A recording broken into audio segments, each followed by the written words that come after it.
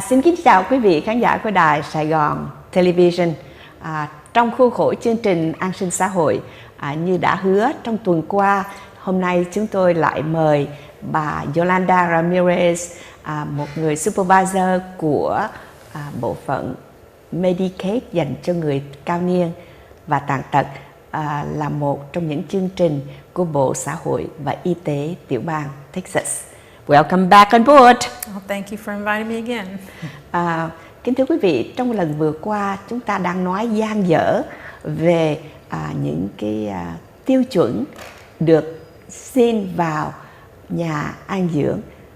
Chúng ta đã nói về những người chỉ lãnh SSI đương nhiên được hưởng Medicaid, thì cái chuyện mà xin gia nhập vào nhà an dưỡng hay là nhà dưỡng lão là một cái chuyện rất là dễ dàng, tại vì đã hội đủ những cái điều kiện về tài sản cũng như về lợi tức qua chương trình SSI. Cũng như chúng tôi đã có dịp thưa với quý vị, đã sử dụng một cái thí dụ của một vị về hưu có được một cái số lương hưu tốt, $2,000 a month, thì bà Yolanda cho biết rằng mặc dầu cái người này chỉ có Medicare mà thôi, và khi sống ngoài cộng đồng thì không hội đủ tiêu chuẩn để được hưởng Medicaid.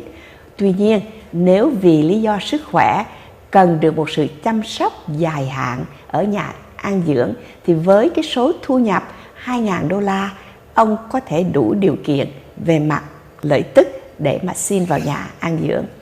Vì cái mức mà chính phủ của chính quyền tiểu bang Texas cho phép một người dưới cái số thu nhập $2,199 sẽ hội đủ điều kiện về mặt thu nhập.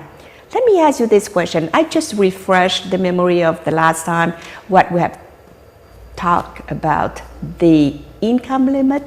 You said $21.99 as the limit for a person with all the total income? Yes, total gross income would need to be under $2,199 a month for an individual residing in a nursing facility. My question for you is, since Medicaid, I understand Medicaid is the program administered by each state. That's correct. Okay, so the limit of income, is it applied for all states or just for the state of Texas? No, that is the federal limit and it does apply to all the states. Okay. Kính thưa quý vị, tôi đặt câu hỏi cho bà Yolanda rằng biết rằng Medicaid là một chương trình của cấp tiểu bang quản trị. Do đó, cái quy định về mức thu nhập là $2,199 là tổng số thu nhập và là gross income, thì cái đó có phải riêng cho tiểu bang Texas hay là áp dụng cho tất cả các tiểu bang trên toàn lãnh thổ Hoa Kỳ?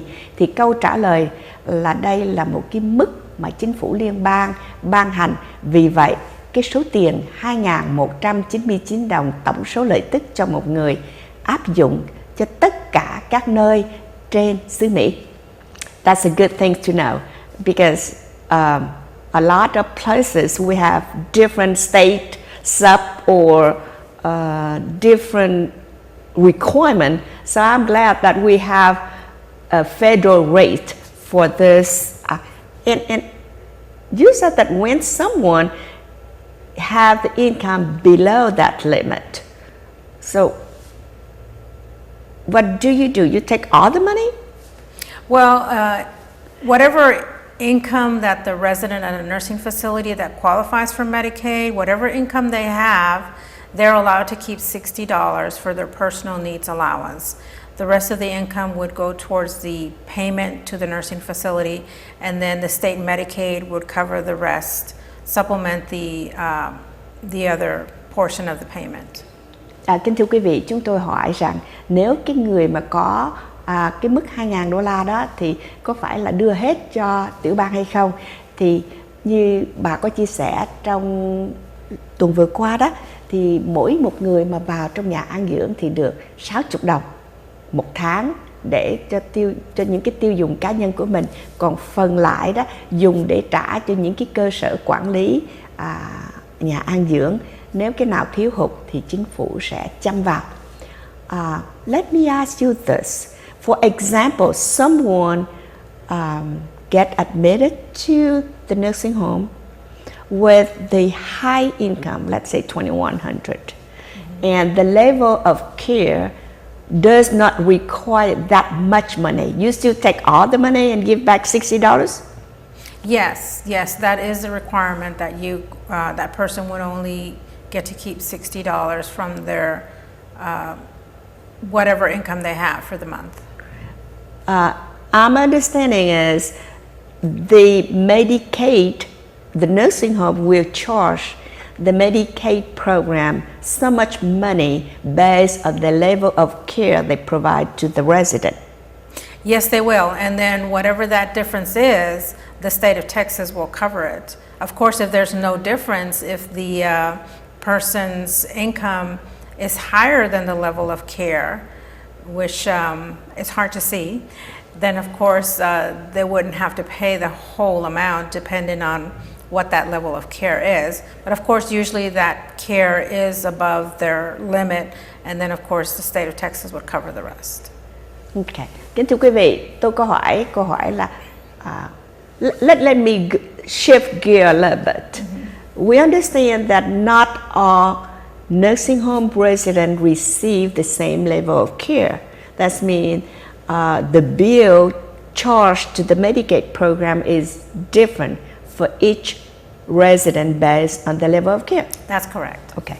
Now, if the you said that the minimum care still based on your experience for many years working with the state, always higher than the highest income that we allow, $21.99, correct?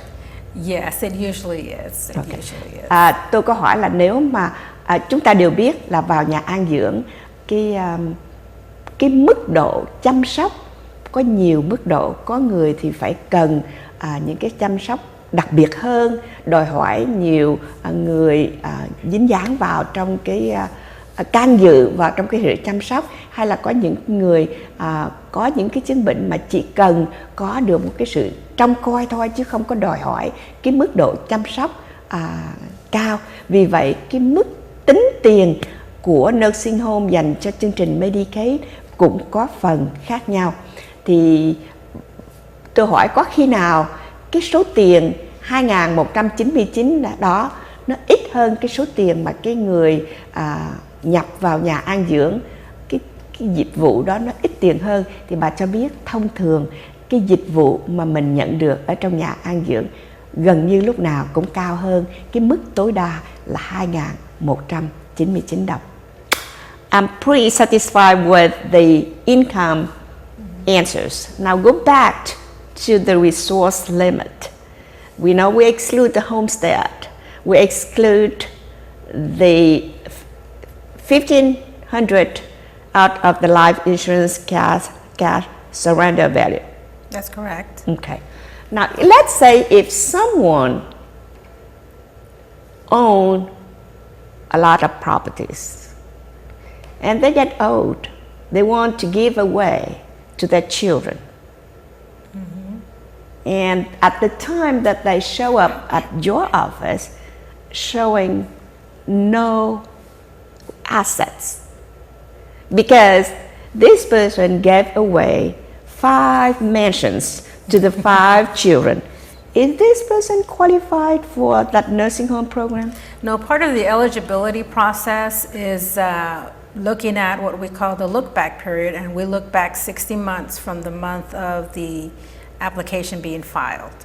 So we do look for certain things, including what we call transfers. Those would be considered transfers. And we do look for that. That is a question that is asked on the Medicaid application. And that's a question that we may ask as well during our some of the checks that we have to do with an application. One of the things that we do is we do certain checks through a program that we call Data Broker. And it may bring up some of the properties that you've owned, any transactions that have happened recently. So, and we also do look through the tax appraisal records. So You that have the may show data up as exchange that. system. Excuse me? You have the data exchange system. Yes, we do. Okay. Yes, we do.